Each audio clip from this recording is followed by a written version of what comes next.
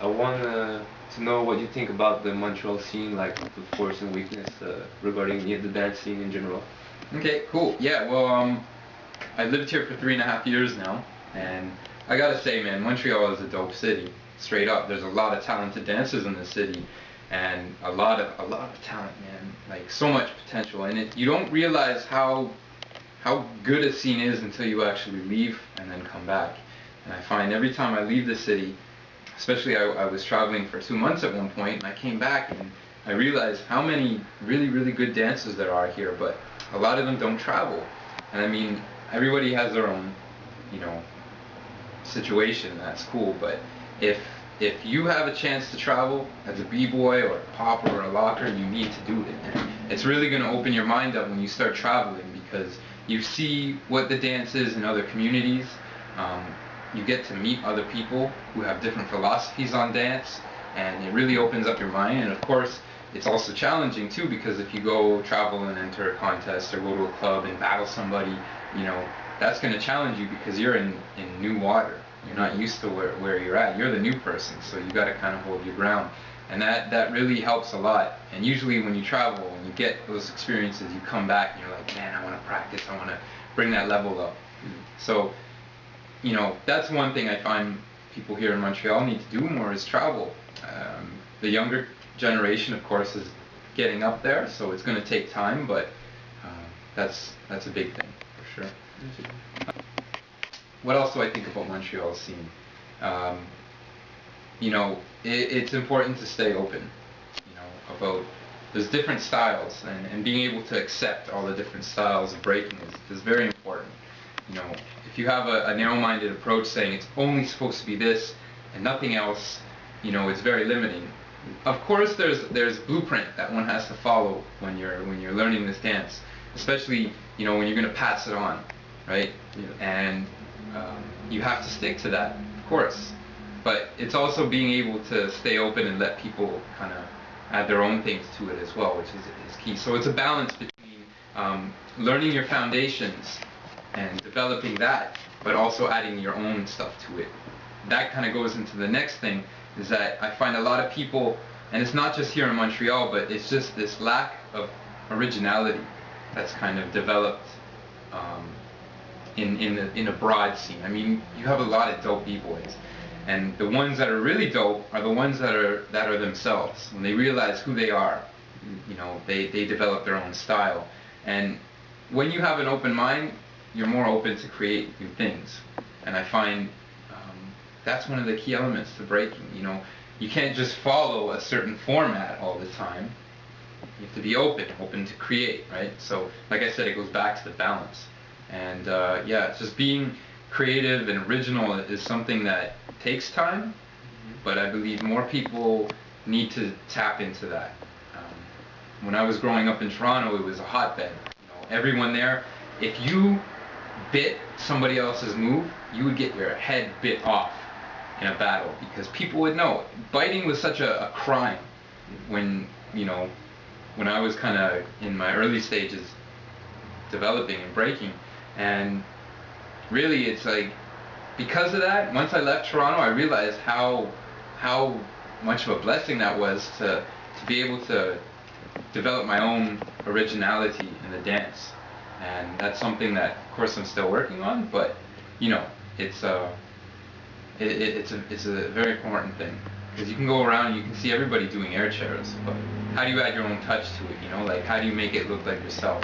Like I said, there's a lot of dope b-boys in Montreal. Big shout out to Fresh Format. Be sure to check out their jam on February 19th, 2021. Respect to all those guys, they're ripping it. We've got Red Mask, Illmatic, Over Rev. There's a lot of dope crews in Montreal. Flow Rock, Legs Crew, those guys hold it down too. So big shout outs to everybody, respect to everybody. And yeah, I just hope to see the scene grow. I'm gonna say one more thing. One thing that I want to see more is that people aren't afraid to battle each other, you know, and not in a negative way. You know, you go to a jam, and that's kind of why I did open circles at Real City, because I wanted to see how hungry people are, you know. It goes beyond just winning a contest, winning money and all this stuff. dope to do that. It's gonna motivate you. But to have inner self-motivation is very important, I find, and I think I'd like to see more of the b-boys here in Montreal become more confident in what they're doing, and not being afraid to say, yo, I'm calling you out, I want to test myself against you, whenever, wherever, it doesn't matter, not just in a set of contests. Go on the mic, call somebody out. I'd like to see more of those kind of call-outs, because if somebody's true and you really see two people really testing themselves, that's when they're going to bring their levels up. You know, somebody might not be expected and be like, oh no, I don't battle, but yo, if you get two guys who are like, they respect each other and they say, yo, let's go at it back and forth, you're going to see some really dope stuff. And yeah, I mean, traveling in France, I saw that a lot. Like, they're really big into battling, so much so that it becomes very aggressive. I'm not saying you have to be like that, but, you know, getting that fire within to motivate you is very important. It's something that it comes with time, obviously, but yeah, definitely something. Those are the main things I see in the scene that people need to keep working towards, you know, and I'm working towards that too. It's a process for everybody. So what do you think about the whole internet phenomenon and YouTube? Like, I know it wasn't like this before. Like, even when I started, it didn't exist. Did you think it affect like the scene in general? Yeah, totally. In I mean, which way? look, I got into it right when the internet age was kind of starting for breaking, because before my time, people would tell me that there was nobody to teach. There were no classes, no workshops, nothing like that. There was no videos. Videos were hard to find. Even for me, when I was first starting, to find a b-boy video was rare. I'd go on Much Music and record a Run DMC video or anything that had breaking. But I learned, it's crazy, I learned how to do the 6-step and the windmill and all these moves by reading written instructions on the internet. And I mean, that was right when it was first coming out. And so it's a different now, because now you can go on YouTube, type Easy Rock, and all these clips show up. You can go in and type Maurizio, you can type Kareem from Actual 4, anything like that. And it's all out there. But does that mean that the scene has gotten better? Does that mean more people are becoming aware of it? Yes and no.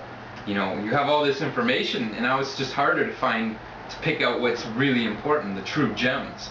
And so a lot of people might say, oh, you know, I can just watch the video at home, and that's cool. I don't have to go to this event. I don't have to talk to this person.